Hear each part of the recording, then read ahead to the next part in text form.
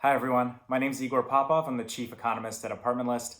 I hope you're all staying safe and doing well as we all really adapt to new environments, both personally and professionally.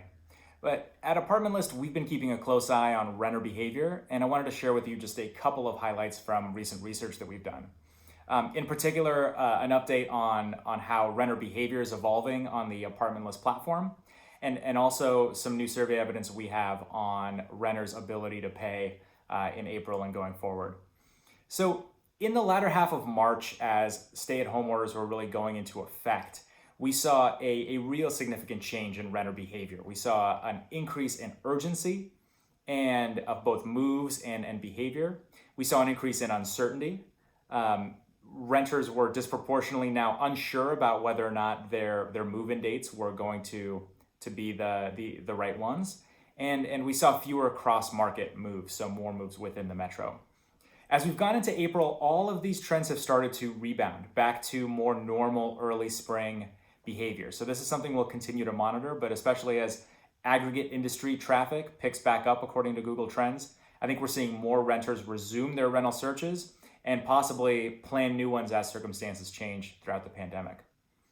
In terms of renters' ability to pay, we ran a nationwide survey in April in just the first week, asking over 4,000 renters and homeowners whether or not they were able to cover their April housing costs. And the results were distressing. So 1 in 4 renters did not make their full rent payment in April, according to the survey. And of those renters that failed to make a payment, though, 45% had negotiated or agreed to some sort of reduced or delayed payment with their landlord or their property management company. Going forward, of course, we want to know what will happen on May 1st. And to that end, I think the survey results bore out some good news and some bad news. The good news was that among renters, really housing costs was the number one priority indicated for how they will spend their CARES Act relief checks.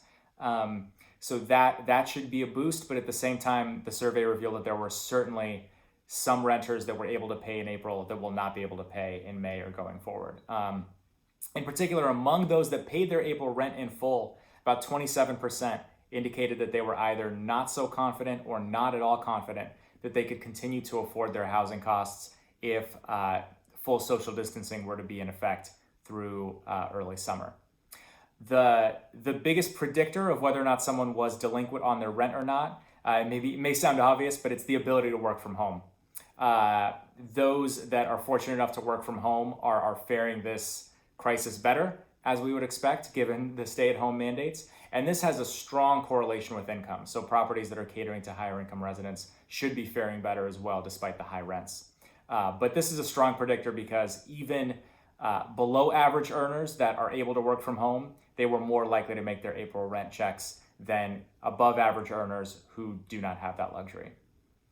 So please continue the conversation with us. We would love to hear from you. And I'd love for you to stay tuned to the latest research that we have coming out at apartmentlist.com/rentonomics. Stay well and hope to see you all soon.